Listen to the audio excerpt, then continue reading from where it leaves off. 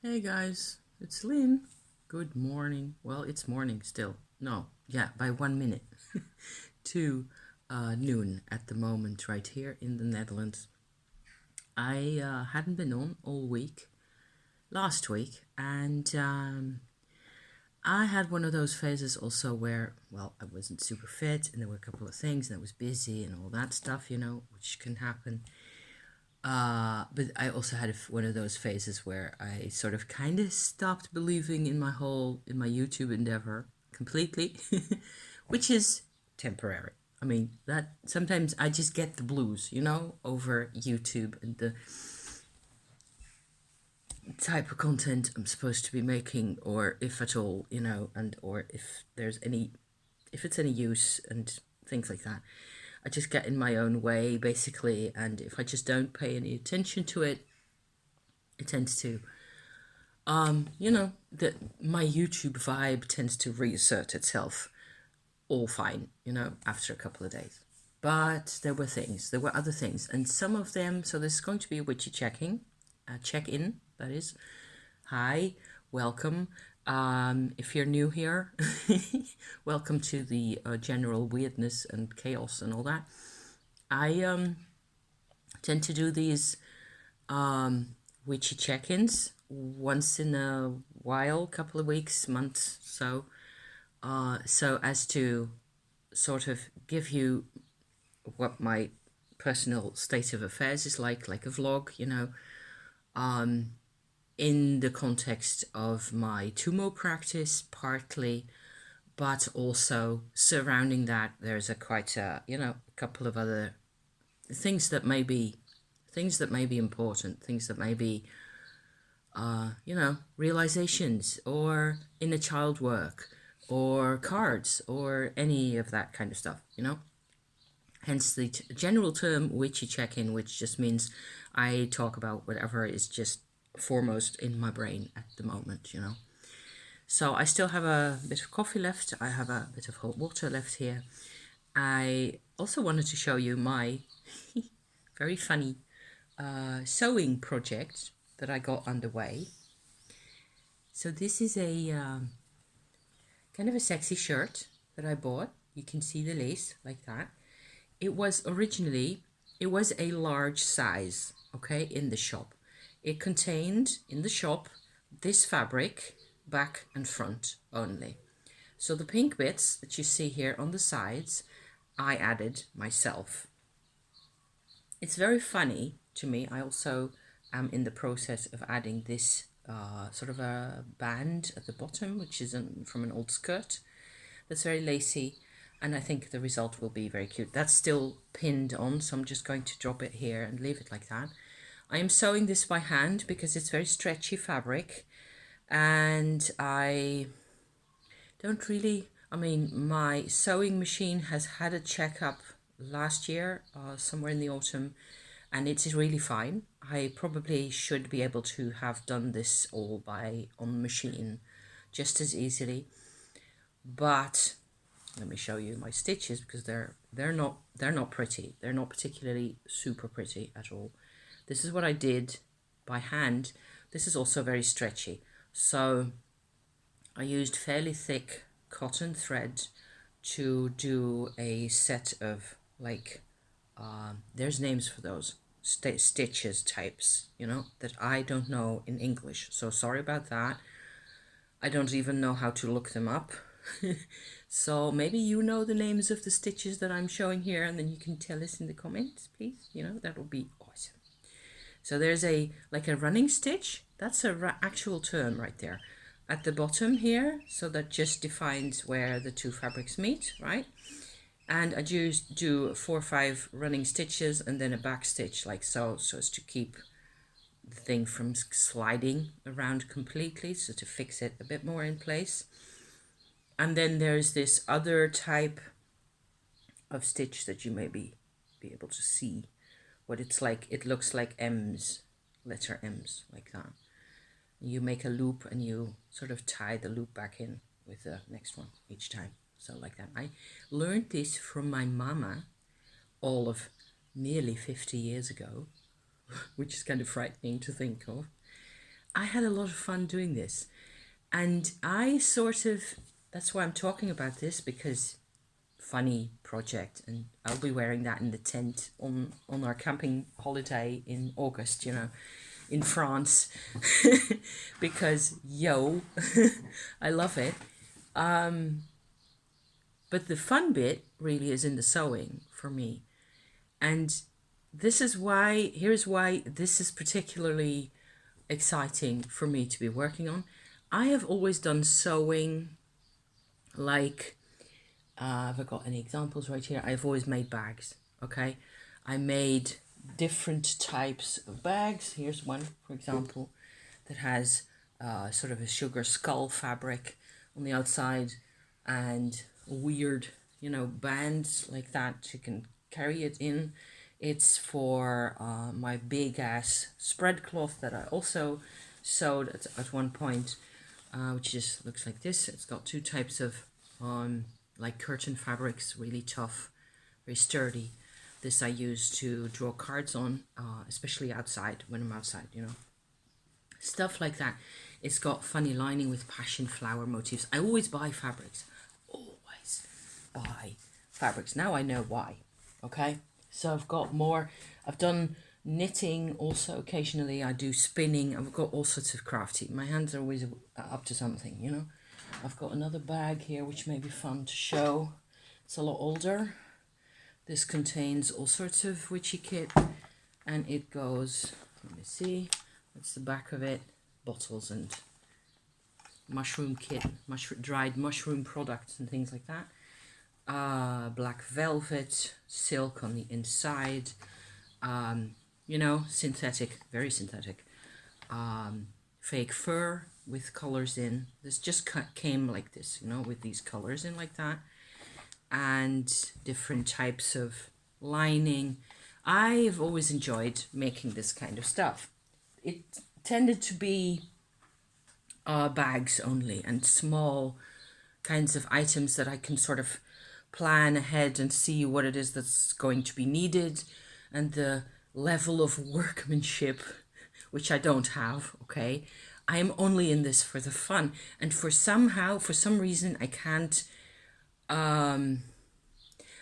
get any more professional, and I keep sort of inventing the wheel for myself. Okay, this is my MO 100%. This is my life, okay? I just invent the wheel over and over again. Just like with the shirt, which is like one of the very few times that I'm working on something that's clothes, you know, an outfit, basically, where I was kind of forced to do this. I had this pink fabric lying in the attic in a box, and it looks like this. Let me show you a smaller piece. It's really cute stuff. It's got this really pretty kind of a effect with different tints in it. It's also very synthetic and very stretchy, similar to the undergarment that I actually bought in the shop, which I said was a large size. So I looked at it and I went like, okay, I should be able to fit in this. Well, I fit into it barely, and I couldn't really breathe, you know? So I was kind of disappointed at that. The fun thing, why I'm telling you all this, is what I did is I just grabbed my pink fabric from the attic, laid it out on the table, cut two pieces that I sort of felt, apparently viscerally, should be more or less okay to insert in here, in the sides, in the seams there. I cut out the whole of the seams that came in the shirt, you know, in the, what you call that?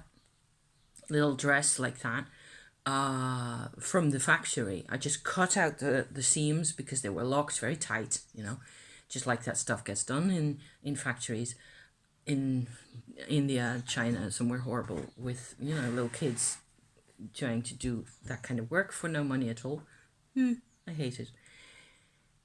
I wasn't going to spend an age and a half unpicking those seams, you know? So I just went with my scissors on the one side and on the other side of the seams, disposed of those, inserted my pink pieces in a sort of a, what's that? Triangle shape, like that, more or less, slightly narrower at the top. But I didn't measure anything. So I was just sort of viscerally, I suppose, praying to whatever goddess is on my side here, because there definitely is a goddess on my side. I could put it on, but that would be slightly more, edgy than I tend to present myself here on my channel, so I won't do that. But it fits, this thing now with those pieces inserted fits me perfectly, and I haven't done zero measuring.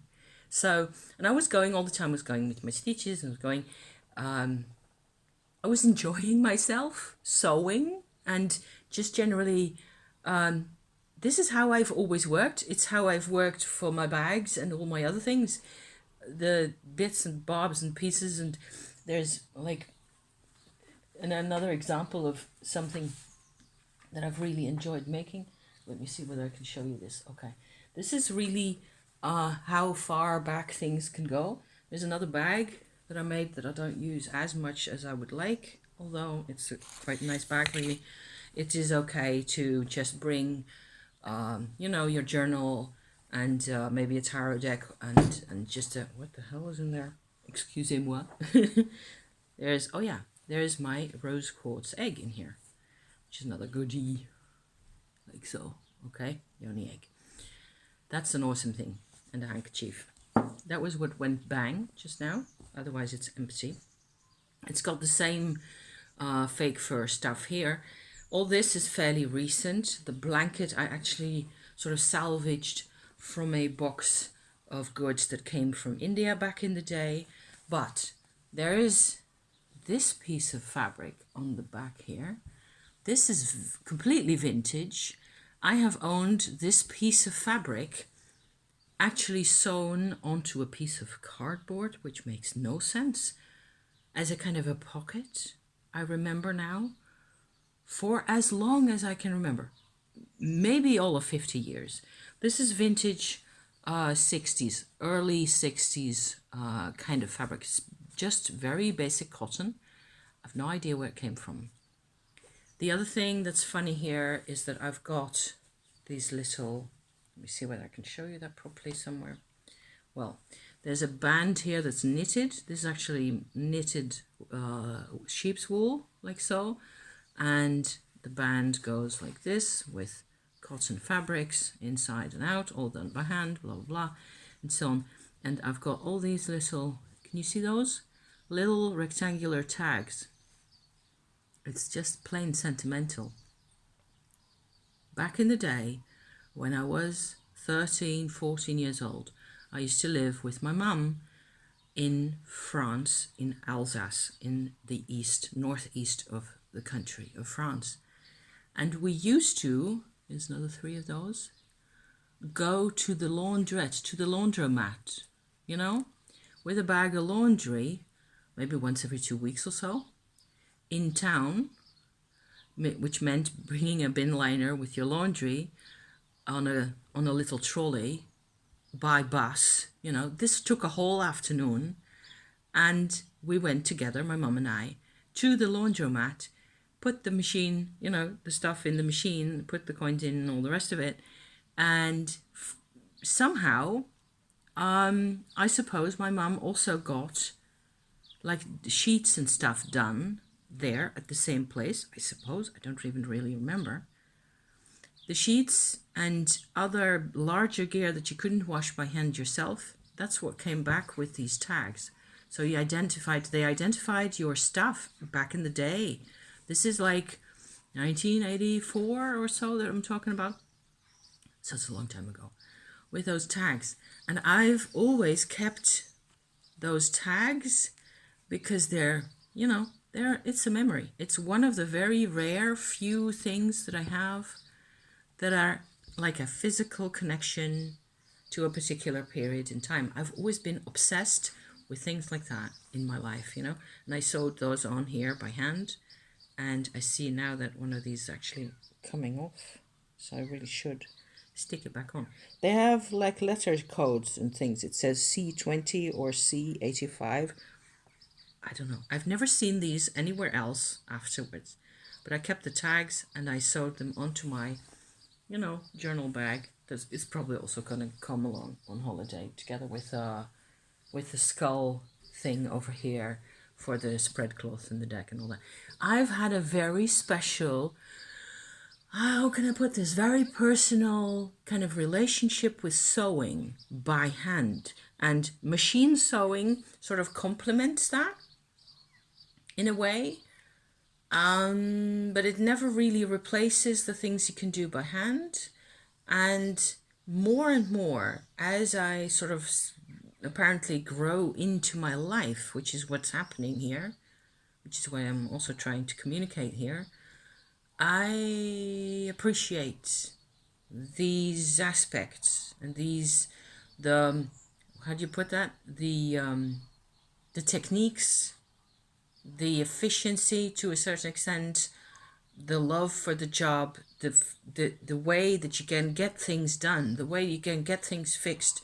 You can do simple things, and make your own life easier if you have a certain amount of needlework, handywomanship.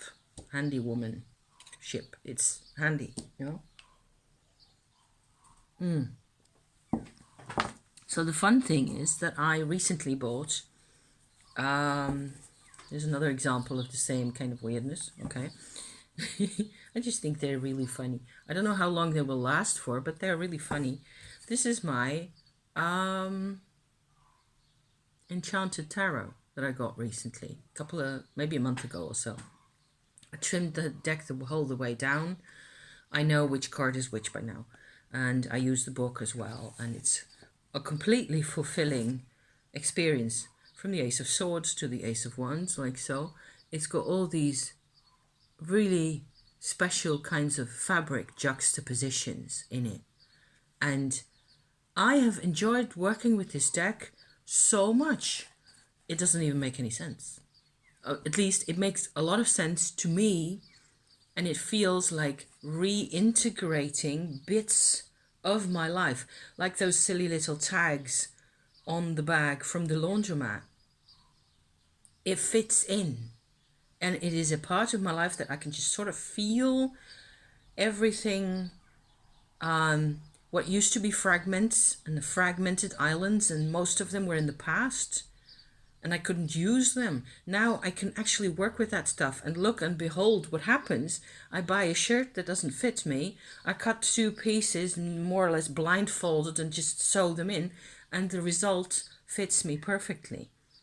Apparently, I have a sort of a guardian angel spirit out of the trees, nature, guardian, who gives me my method, who gives me my way of working with this, and I enjoy it no end, more and more.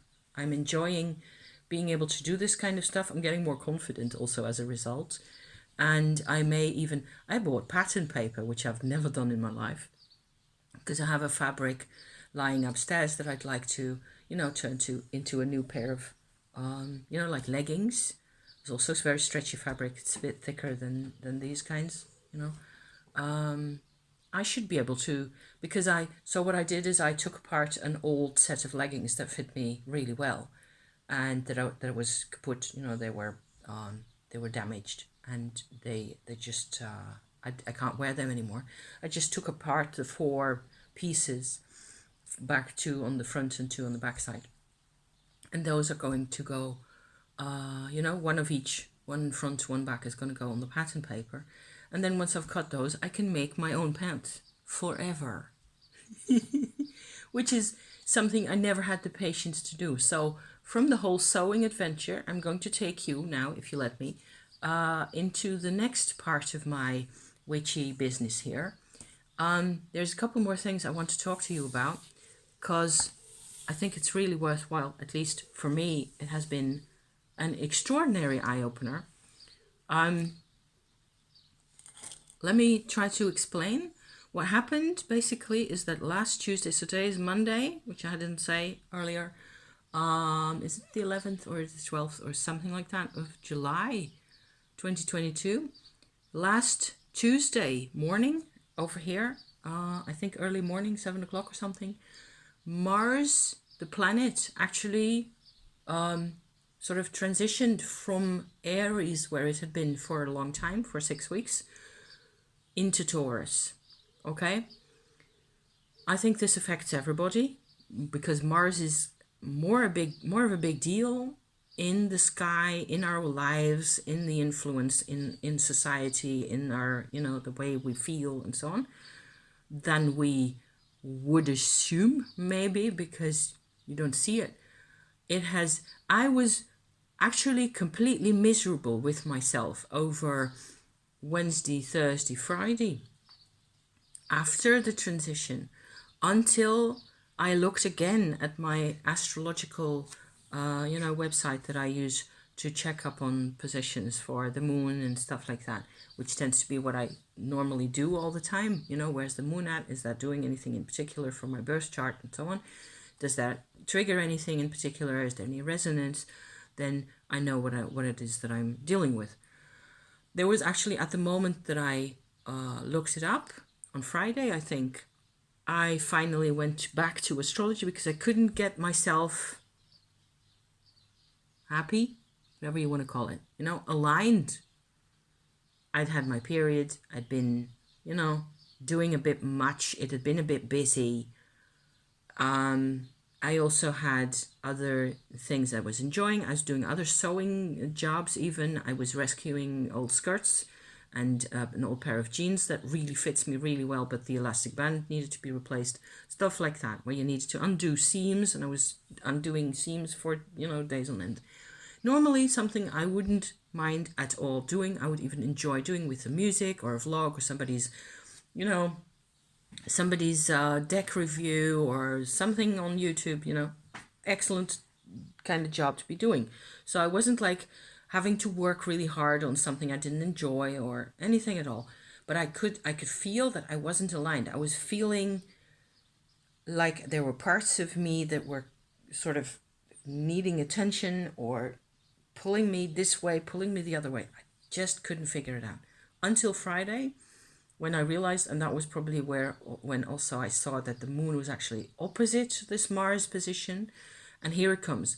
This Mars position, okay, is especially relevant for me personally.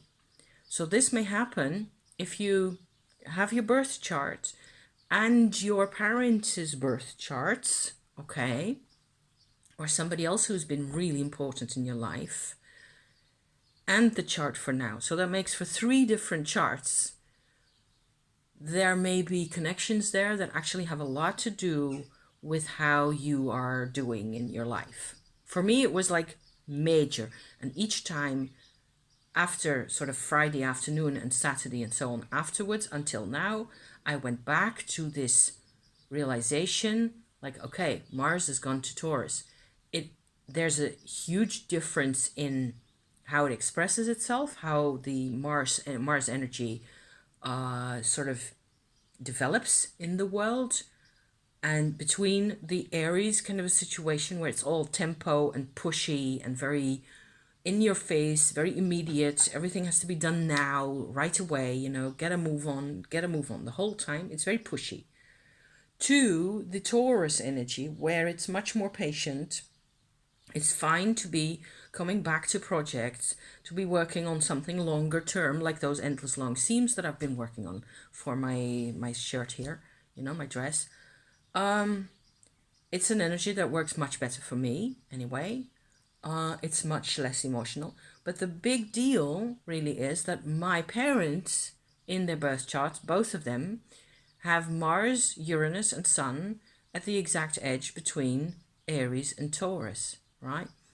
And there's a square to my natal Mercury position in early Leo, very at 0 degrees. Okay, so this square between that Mercury of mine and my parents' triple stellium thing going on that side, that has influenced me all my life, and it's still working on me. Okay, it's something.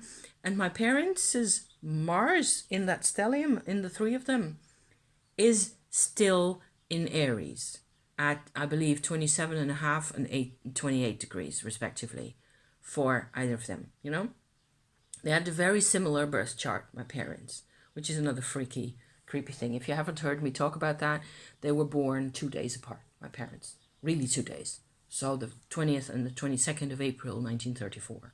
It's a really weird, really creepy situation to be growing up with.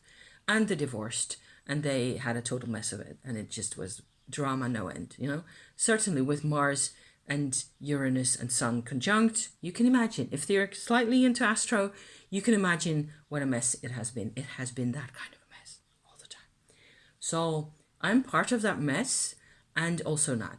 So I'm trying to very much, 50 years later, to transition myself into different modes of thinking as much as possible into, having a life, for God's sake, because, yeah. I'm not the only one in that kind of a position, whether your parents are nearly twins or not, even though they were born on the other side of the continent, it was still there was still a lot of them about them that was very similar. So for me, I grew up with their Mars being in Aries, which is something I've never really realized because of the mess and everything being all over the place, and moons and Venus, and it was all fairly complex. And my own chart is fairly complex, and I've got all sorts of stuff of my own going on, But I grew up with Mars, Mercury as well, and Mars in Aries. So what I had Friday, the sort of aha moment I had Friday, I, of course, experienced, just like everybody else, Mars transitioning from this sign to the next one once every 18 months or so, which is what happened.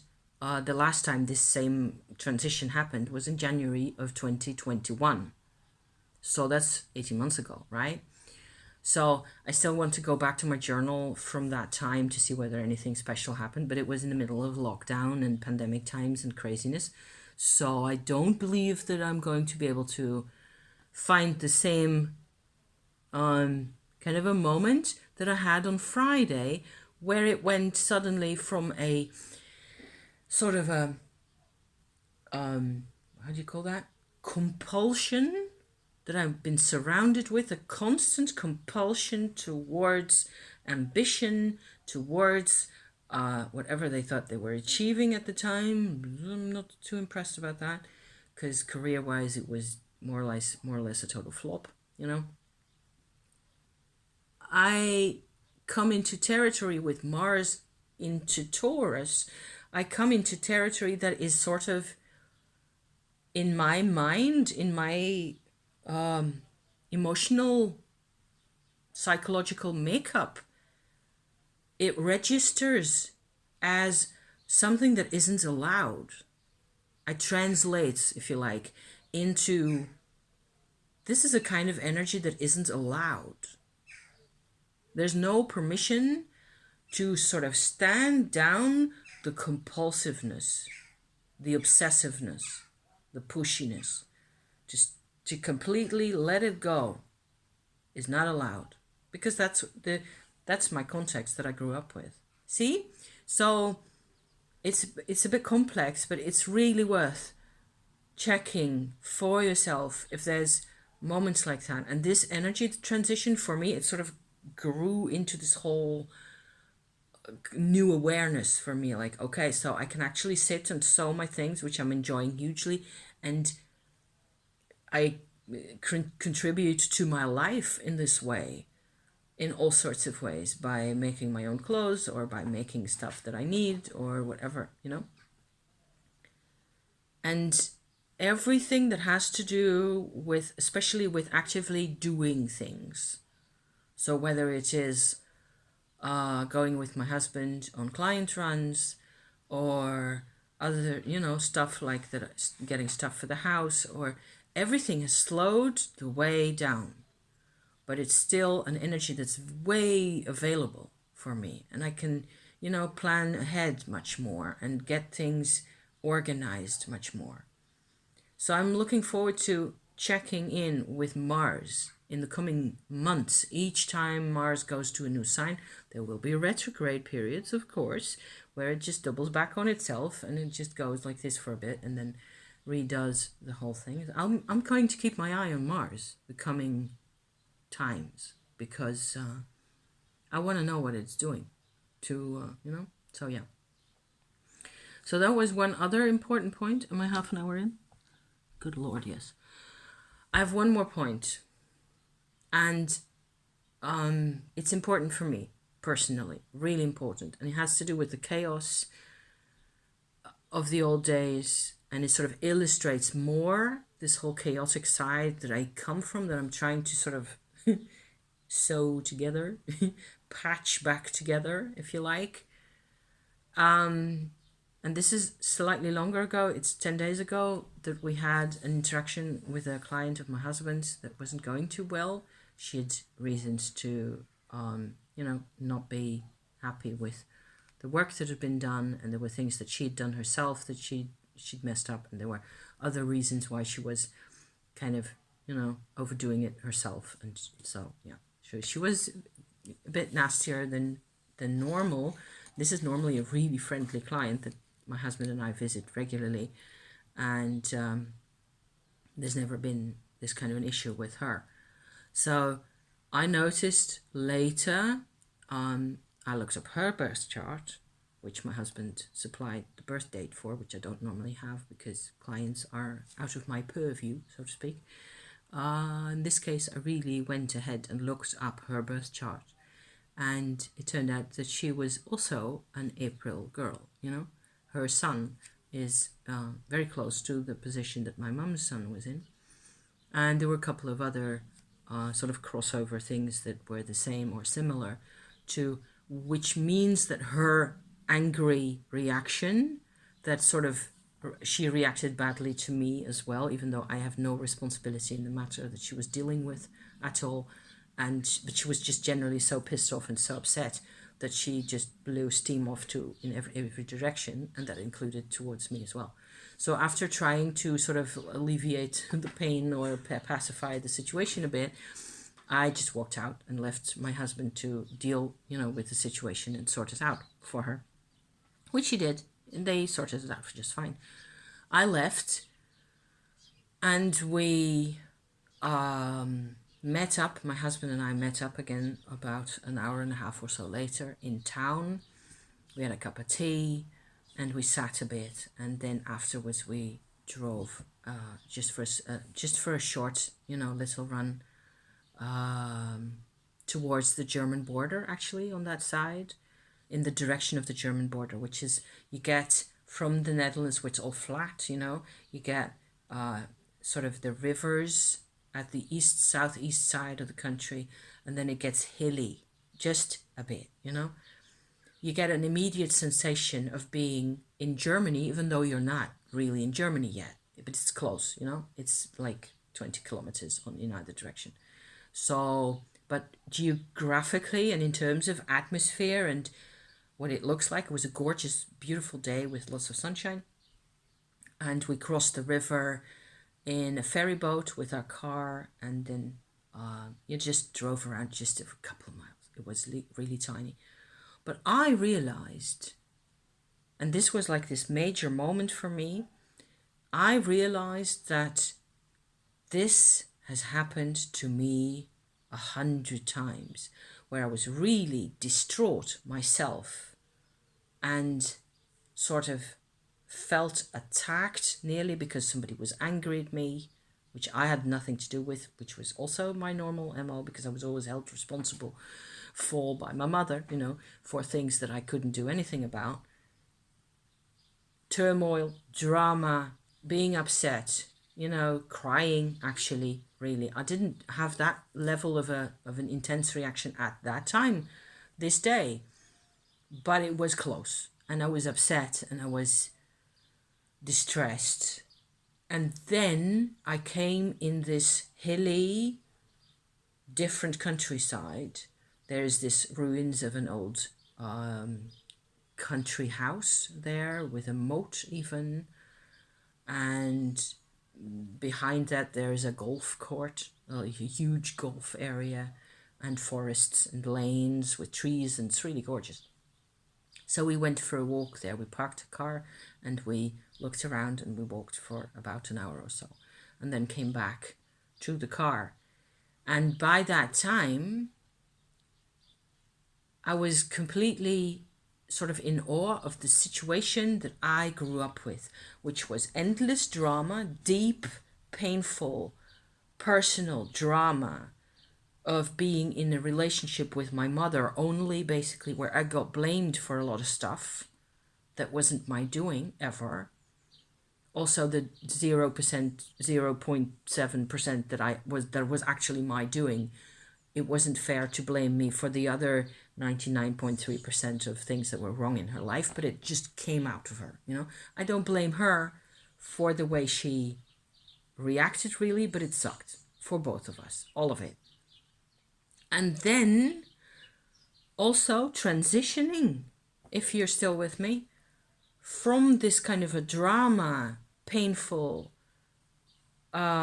distressed and awkward and fearful situation, darkness, from this darkness into a landscape like that is really pretty, sunny, new people, new places, foreign countries. This has happened to me every year for as long as I can remember, on and on.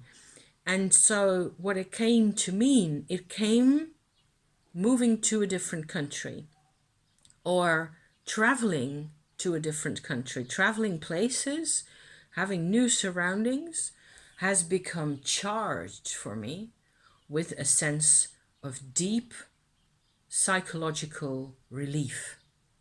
It is like a blanket dispensation from any kind of responsibility, if that makes any sense.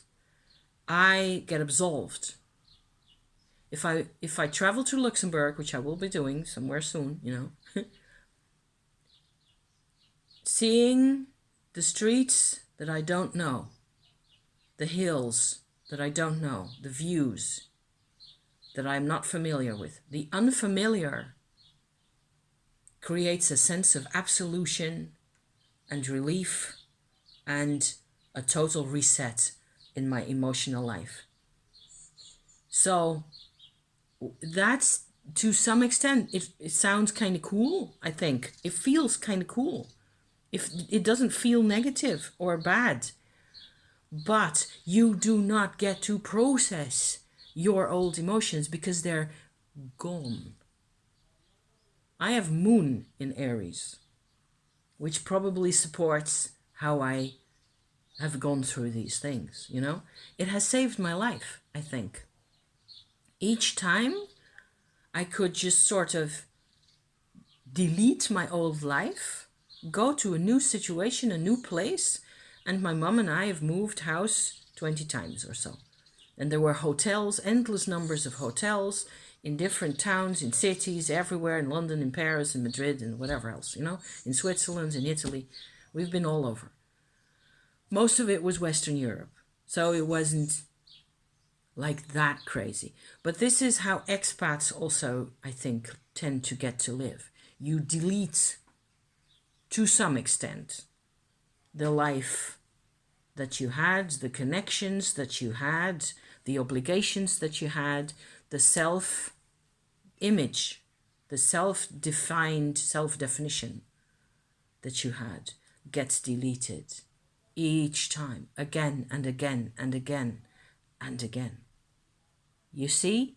So I wonder now, this has happened to me, this process of going from deep drama and conflict, because especially when I was a small kid between my parents, it was hell and nightmare, between those two. Boom, I am in Amsterdam. I'm with my grandpa. I go to school, a new school, similar. My brain opens up. Everything of the old is gone. It has been deleted. I wonder to what extent this process, going through this process again and again and again, has contributed to what I have always referred to as my soul loss on this channel. over the years that required me to go through to a soul retrieval session, a regression hypnosis session on YouTube that I did in 2012 first, and then a couple of times later. And then I had to sort of go through all sorts of mental weird yoga business to get really integrated with that emotional part of mine. It's this process in actual life has not helped to give me any sense of a self. And I'm more and more convinced that my connection with the past lives business, the energies from past lives, is actually real. Okay? And it would actually also make sense. For a very long time, I felt that I had to choose between psychotherapy, going, you have to reconstruct what things felt like and reclaim your emotional life in this life, okay, on the one hand, or a paranormal, if you like, esoteric, past lives interpretation of things, where I had to go to the 14th century through my regression session and do, I don't know, fish out of the underworld, literally, the part of consciousness that really belongs with me, with my heart energy, that connects with who I really am, which is what I went through. I went through this. And afterwards, having integrated a lot of these energies, I get to do this part, you know, of course. And they both make sense to me. So more and more, I feel like they're both relevant. They're both important. But they work in different ways. And integration in a sort of a spiritual manner, that is an energy manner, and that has to do with consciousness that was captured in a soul loss episode in the 14th century, or whatever the hell that was about, you know, really. Those are deep mysteries, and they're very difficult to access, and it's very difficult to talk about them, and it's very difficult to really be sure ever that, I mean, I feel fairly confident that all that really happened, because it was those experiences that connect with my soul retrieval and my soul reintegration process. It was utterly convincing, and it was very clear and very specific. There were a lot of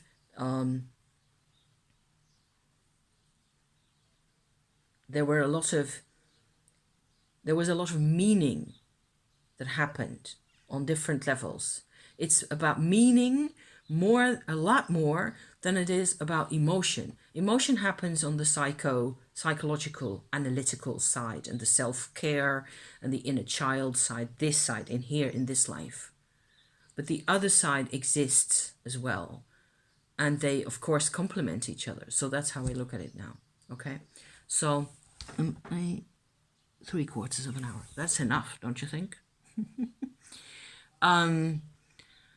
But it was a very strange experience to be reliving in an hour's time, really, with that client, with her upset and the emotional response I had to that.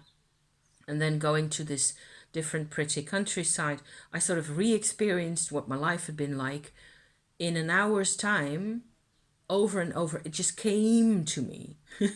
I was just standing there going, this is what my life has been like. Each time this horrible, actually it's kind of horrible, this emotional reset, this moment where you just, ploof, everything you were completely upset about and completely, they were attacking you, they were mistreating you, they were abusing you, and you were in pain. And I had to deny and disown, yes, and suppress my own pain. And I succeeded really well at completely doing that. Everything was just gone. Time and time and time and time again. That can't be healthy, right? So that's why I wanted to tell you this also, because I'm sort of undoing that now. I'm making sewing movements all the time, I realize, with my stitches. I'm patchworking it all back together. And Tumo is helping. So Tumo, as I do it, you know, I will get back to also later this week. I'll be making more videos later this week, I think, because I'm really back into it, I notice now. And, you know, there you go. So this was my sort of coming back to YouTube kind of a dealio at the moment. I hope it's useful. I hope it's of interest. Maybe you can, you know, use some of this intel for yourself, because that would make my day, even if I don't know about it. Okay? So good luck to you and bless you, and I will be seeing you very shortly. Okay? See you soon. Ciao. Thank you for watching. Bye bye.